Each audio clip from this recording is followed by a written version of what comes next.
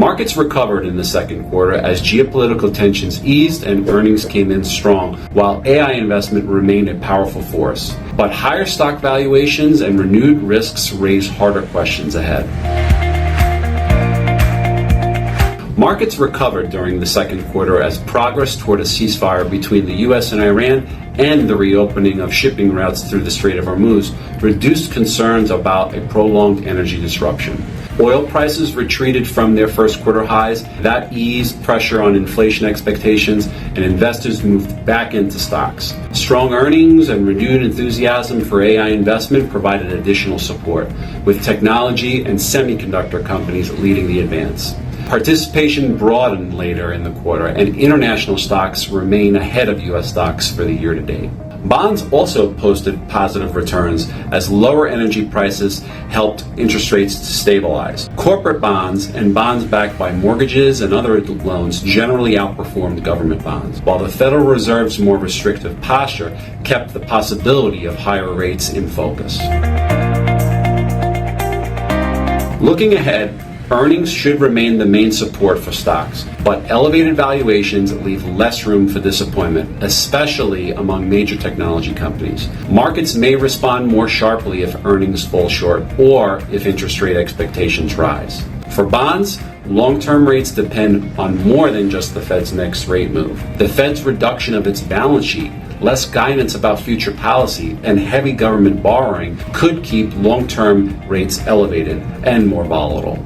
Geopolitics remains another important variable. Renewed escalation involving Iran matters most if it causes a sustained disruption to energy production or shipping. That could lift oil prices and inflation expectations, pressure corporate margins, and complicate central bank decisions. If disruptions stay limited, earnings and economic growth should remain the more important market drivers.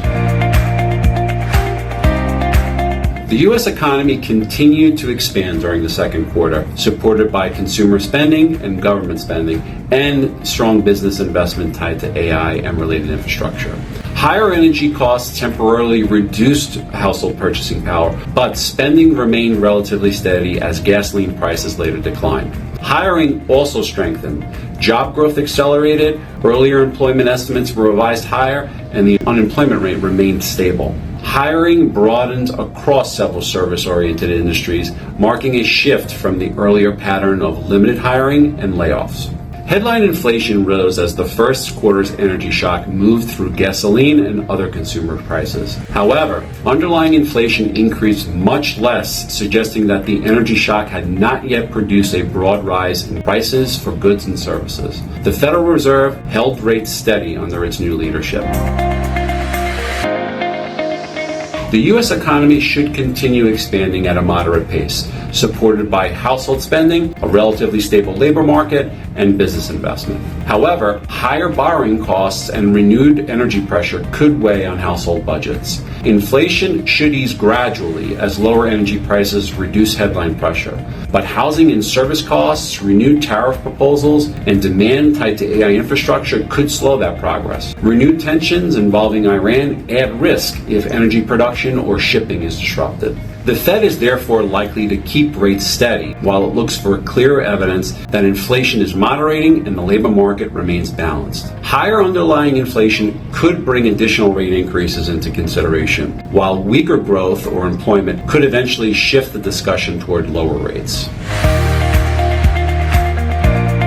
The scale and speed of artificial intelligence investment have made its sustainability a reasonable question. A relatively small group of large technology companies is directing rapidly growing amounts of capital towards semiconductors, data centers, networking equipment, and power infrastructure.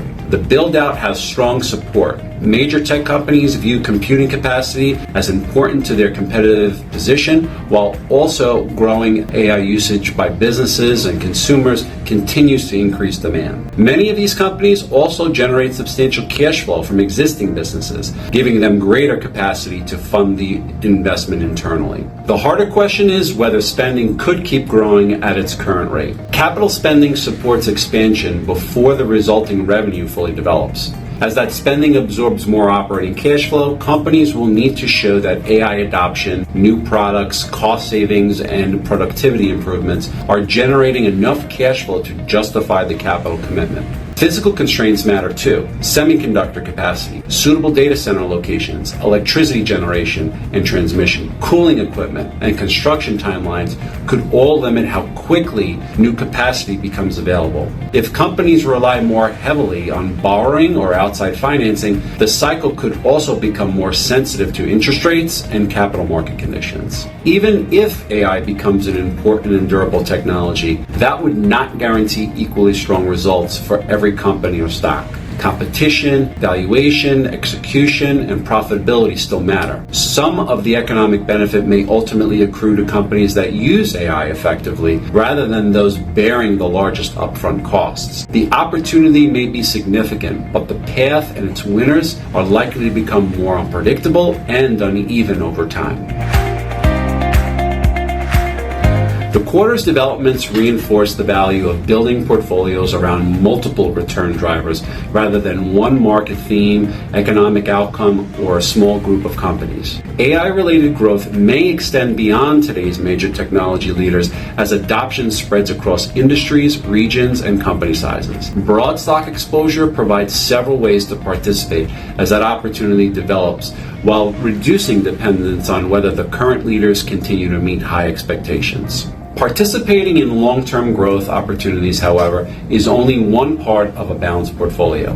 Bonds also play an important role beyond providing income. Their generally lower volatility and potential role as a source of funds for rebalancing may help portfolios remain balanced during stock market declines. Inflation shocks may cause stocks and bonds to move together over shorter periods, but high-quality bonds will likely provide support when growth weakens or investors become less willing to bear risk. Some opportunities extend beyond public stocks and bonds. Real assets, including data centers, electricity generation, transmission, and related infrastructure, support the physical capacity AI requires. Private equity and private debt may provide funding to newer technology and software businesses. These investments may broaden a portfolio's sources of return, but their limited liquidity, less frequent pricing, and greater complexity require careful evaluation. AI-related growth may create opportunities beyond today's largest technology companies, including across industries and in the infrastructure needed to support or continued investment. Broad stock exposure, real assets, select private investments can provide different ways to participate as those opportunities develop. Ultimately, long-term goals, time horizon, liquidity needs, foreseeable spending requirements should guide portfolio decisions. If you found this information helpful, please click like. Hit the subscribe button to be notified of future videos. Thanks for watching.